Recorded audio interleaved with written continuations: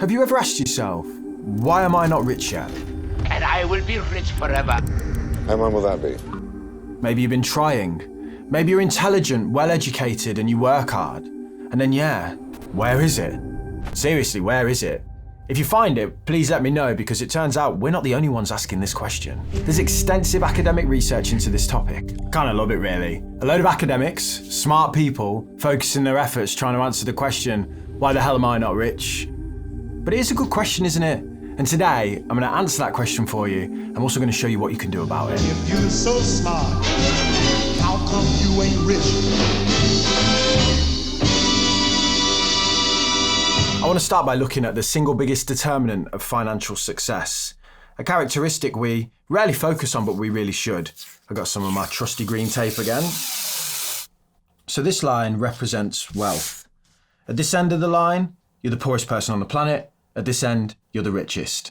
And each piece of pasta in this cup represents some of the world's wealth. And what we know is that this group of people down here, which represent about 50% of the global population, share amongst them as much wealth as about 10 to 20 people up here.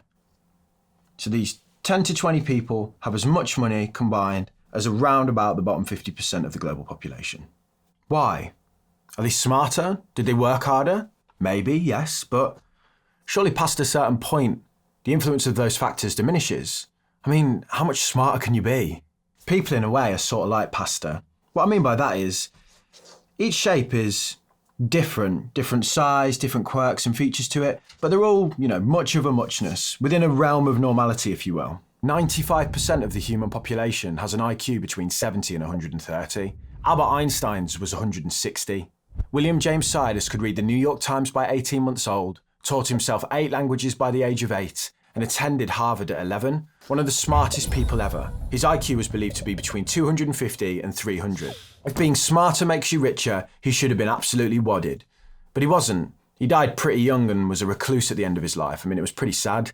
But my point is, there are limits to the human potential, to human talent. No one is 1,000 times smarter than anyone else. And no matter what hustle culture wants us to believe, no one can work 1,000,000 hours more than anyone else. But wealth at these levels ignores those limits. Is Jeff Bezos right here 1,000,000,000 times smarter than whoever's down here? No, he's not. Whether we like to admit it or not, humans are all pretty similar, and the range of our talents is not broad, not to this level anyway. So what's dictating success at this level? What's really going on here? Because to be a billionaire, there's one thing every billionaire has in common. There's something that happened that made him lucky. Alessandro Placino is a world expert in mathematical modelling. He wanted to understand how big of an impact skills have on success. Intelligence, knowledge, hard work. How did they impact wealth? Because like it or not, we tend to use wealth as a measuring stick for success. So they created this simulation with different people of different levels of skill and personality traits, all within a normal human range. But some people were smarter than others, some were harder workers, and some had better social skills. All skills that you would often associate with being successful. Then they ran the simulation. They ran it over and over, and every time the results were the same. Wealth accumulated at the top. 80% of it went to the top 20% of people, just like in the real world. But there was no correlation between the traits. Sometimes it was the hard workers that came out on top. Sometimes it was the charismatic people. There wasn't a personality trait that they could say, this is the dominant thing. This is the thing that makes people successful. Well, that's a lie, actually. There was one thing. As part of the study, they mimicked everyday life. They threw random events at the simulations. Some unlucky events that hurt their wealth, and some lucky ones that helped them build more wealth. Overwhelmingly, the subjects that won the simulation over and over again were the lucky ones. An averagely talented individual with good luck would beat a gifted person with bad luck. In Western society, we often prescribe success and failure to skill. The Americans would call this rugged individualism. We'll say things like, it's on you. The winner deserves their success, and the loser, it's their fault that they lost. This idea that successful people have skills or habits that we don't, this leads us to do weird things, quite frankly, like study the morning routines of billionaires, because we think they must be doing something that I'm not. But I hate to break it to you, the key to success is not 5 minutes of affirmations before sunning your bumhole every morning. I know you've seen that guy, but the mad thing is he's probably richer than all of us. I want to stop and say though, of course skill is important in how successful you are. If you're smart and you work harder, you will on average go further. But there's a limit to this, that human limit that we explored before. A Swedish study showed that the correlation between intelligence and earnings flatlines above 60,000 euros a year. This relationship, this level of being rich right here, there is a huge amount of luck involved. Maybe you were born lucky. The Pew Research Centre found that children of wealthy parents will go on to earn 3 times as much as kids from a lower earning background. Or maybe you were born in the right place at the right time. The National Bureau of Economic Research in 2017 concluded that 90% of children born in 1940 earn more than their parents. Whereas today, children born in the 80s in my generation, 50% of them earn more than their parents did. Or what about just those kind of sliding door moments where your whole life changes? I'm in no way rich. Not the type of wealth that we're discussing before using rice. It's pasta. But I got furloughed for 4 weeks and I started a YouTube channel. At the exact same moment, the UK population got really interested in investing. I work really hard, I honestly do. My ego wants to sit here and go, I did this. But the truth is, I have to acknowledge this, no COVID, no me. Fast forward 3 years later, I'm sitting here and at the end of a random video, I just mentioned the fact that I'm looking for a video editor. A guy watches that, sends the link to his friend, who then applies for the job and is now my editor. The other day, he told me that I've changed his life in a message. I'm just such a nice guy. I'm only messing. He deserves the money he is paid. He works super hard. He's very talented. But, I think about this thing that if his friend hadn't watched all the way to the end of the video, none of that would have mattered. He may have been successful in another way later down the line, I'm sure he would have, but he got that job due to a series of fortunate events that kind of compounded on top of each other over time. Placino's work shows us how luck, fate, right place, right time, whatever you want to call it, is a factor in success, especially when we're talking about massive amounts of it.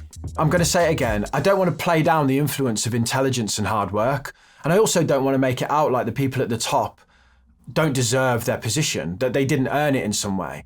But I also want to point out that there are plenty of people out there who are probably just as talented, working just as hard, who ultimately won't get those outcomes. Smart only gets you so far. We need a little bit of luck. So UK garage aside, let's shift focus now and ask, how can we make ourselves luckier in the context of building wealth? Because it is actually possible to improve our chances here. But just before we do that, let's change my editor's life a little bit more, shall we, with today's video sponsor. So my editor has a problem. He's working hard, making these videos look lovely, but this right here is his computer chair. I mean, look at the state of that. Today we're going to fix this, thanks to Sihu, who have sent us a brand new chair, the Doro S100, and also kindly sponsored this video. Here it is in the box. We're going to build it and then we're going to go surprise my editor with his brand new chair. It's going to be like when Oprah gave away all those cars, but I'm dishing out ergonomic furniture. As someone who sits in an office chair all day, I know how important it is to have a chair that is ergonomic. Back pain is one of the most common reasons for work absence in the UK. And with this bad boy, my editor's never going to want to take a day off. It has 135 degrees of recline with 3 lockable positions. The back position is also adjustable, and so are the arm supports. And the best thing is the dual dynamic lumbar support, and the seating position moves as well, so you can tailor it to you. I'm 6'2", I weigh 100 kilograms, and the chair handles me perfectly. You also get these really fancy gloves with it. So yeah, let's go get it to my editor.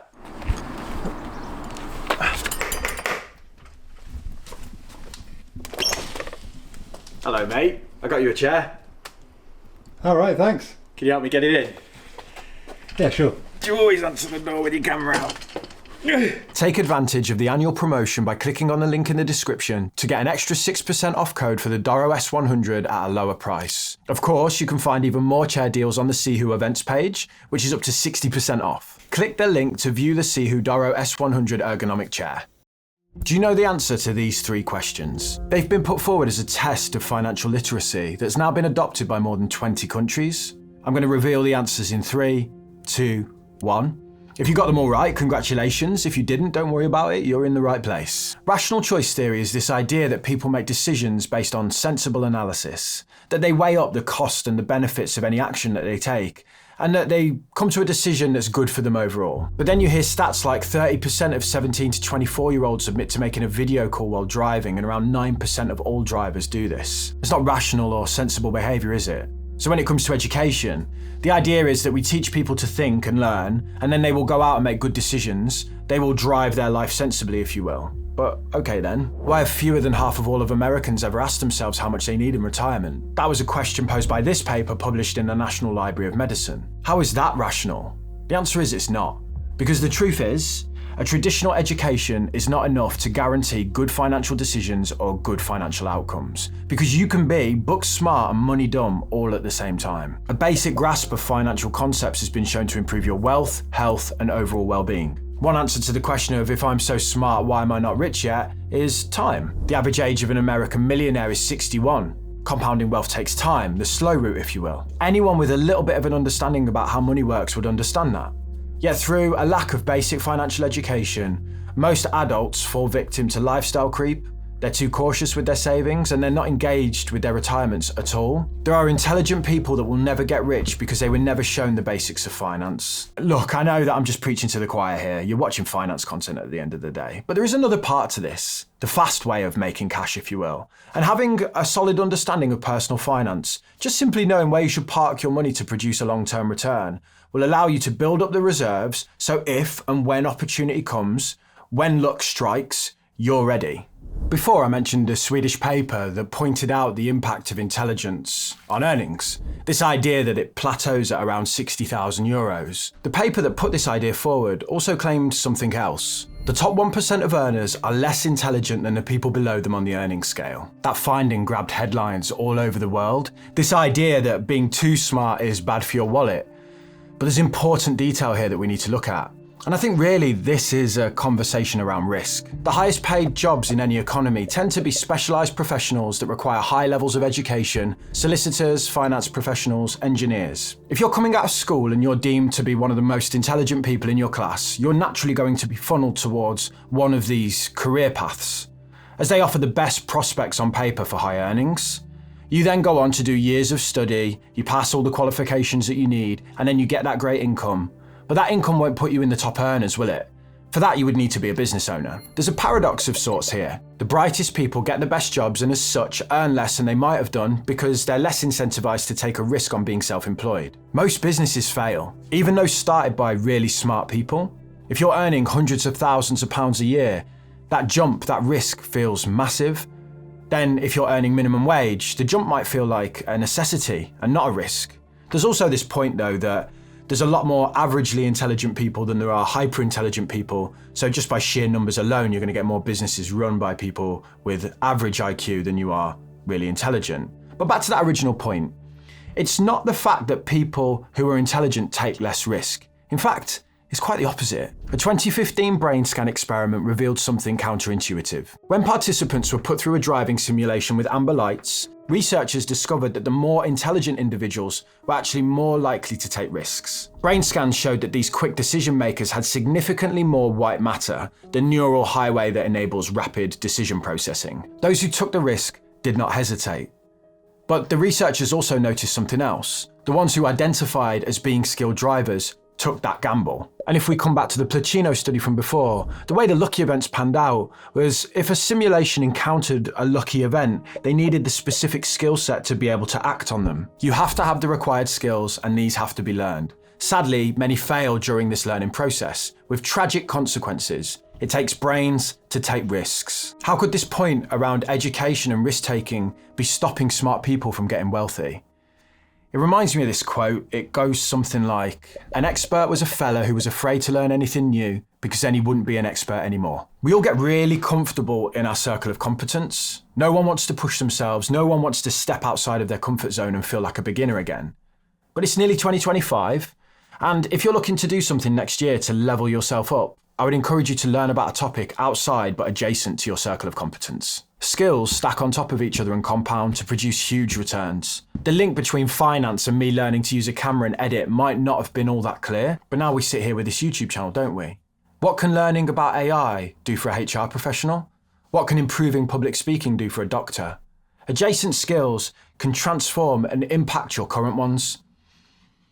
I've learned in life that basically all you need to be is 1% better than your peers and you get all of the rewards. The promotions, the pay rises, whatever. The winner takes it all. And the difference between pole position and just staying in your current position is often a few percentage points. A fraction of a second sometimes, yet all the glory goes to the winner. Take a chance, a risk at learning something outside of your sphere of knowledge. Become a beginner again. It's really fun. It's pretty humbling. But then bring that into your expert world and watch how skill stacking in that way is a 2 + 2 = 10 activity. The learning never stops. Below in the description, I put together a list of what are seen as some of the most high value skills that you can learn in 2025 and beyond. Intelligent people love to be experts. Your challenge though is to become a perpetual beginner. Intelligence isn't about having all of the answers all of the time. It's about being brave enough to ask new questions, to take calculated risks, to learn new skills, and to embrace the discomfort of not knowing. Because in that space of vulnerability, that's where true growth happens. 12 months ago, someone posted this on Deep Thoughts subreddit. Many intelligent people with doubts and uncertainties are overlooked in favour of less intelligent people who seem sure of themselves. I'm going to speak about being a YouTuber here, not because I think it's the pinnacle of success, quite the opposite, but because it's where my perspective comes from, first of all, and I think there are some parallels to other areas of life. So first things first, the people on YouTube who are successful in any given niche, pick any niche, are almost never the best at what they do. They're just simply the ones who had the confidence to pick up a camera and slap whatever they made on the internet. Have you heard of the Dunning-Kruger effect? This idea that when you start a skill, you see rapid improvement in your ability at the beginning as you go from knowing nothing to something. And then this leads to overconfidence. Eventually, you reach a point where you realise, hold on, there's a lot more to this than I thought. And your confidence in your own ability declines, even though you know more than you did when you were confident in yourself. If I made a video today that looked like the ones I've made when I first started this channel, I wouldn't post it. I shudder every time I see them, the quality is so bad. But those videos were successful. People still watch them today. But what I see as acceptable has raised to the point where now I often hold myself back. If I make more content, I earn more money. But I make a whole video and then I scrap it because I don't think it's right, wasting a week's worth of effort on my part and all the money I spend on editing it and stuff. I once made a video where I needed a Matthew McConaughey voiceover thing, as you do in finance content. The reason is if you use a clip from the Oscars, they copyright strike you and take all the money the video earns. So I paid this impersonator on Fiverr to do some voiceover for me, but it just wasn't quite right. So in the end, I just used a clip from the Oscars anyway and earned nothing for the video. Again, that took about a week to make. Well, that was a waste of money. Yeah, thanks for that, Matt. DJ Luck and MC Neat are going to do pretty well out of this video as well. Maybe you can relate. Perfectionism, imposter syndrome, that feeling that your work isn't good enough, or an addiction to bad bassline. Bad baseline. Whatever it is, all of these are traits that register higher the further up the expertise scale you go. A PhD in economics can feel less certain about the future of digital currencies than a 19-year-old lad who just listened to an hour-long podcast on the topic. The blind confidence of that young lad could lead him to throw a load of money into a meme token, get lucky, and become a millionaire instantly. Everyone then studies the strategies of this genius kid, and the PhD finance professional goes, hold on, there's a few flaws to his strategy here. And the feedback will be, well, if you're so smart, why ain't you rich? There are so many elements to this question. So many bits that we could talk about, this whole intelligence and wealth thing. I could have spoken about this for hours, honestly. I mean, I probably have by the time this is done. But I don't think I've done the topic justice. But let's not think about that too much, otherwise this thing will never see the light of day. Let's just focus on the practical steps. Luck is a huge factor in success, but it's those with the skills to grab a lucky event when it happens that benefit. Financial literacy is the first skill. It improves life outcomes and allows you to pounce on opportunity when it presents itself. I've created a playlist, I'll link it below. There's just a collection of my videos that I think talk about the basics of finance. Then beyond that, you need to continually improve and update your skill set. The best thing is, a little bit of a new skill can really help your expert skill. A little bit of an understanding of AI can really benefit your HR expertise, say. Finally, understand that self-doubt, imposter syndrome, perfectionism, these are common in people who consider themselves experts.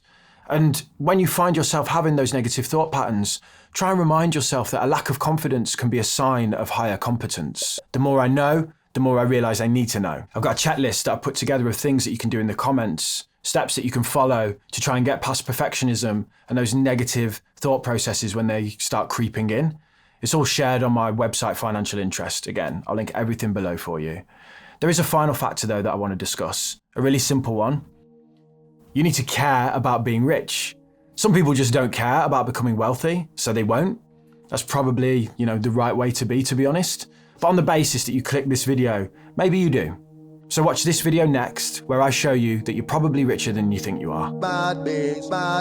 Bad baseline. Holla with the rinsing sound, holla with the rinsing sound, holla with the rinsing sound, holla with the mixing sound, holla with the rinsing sound.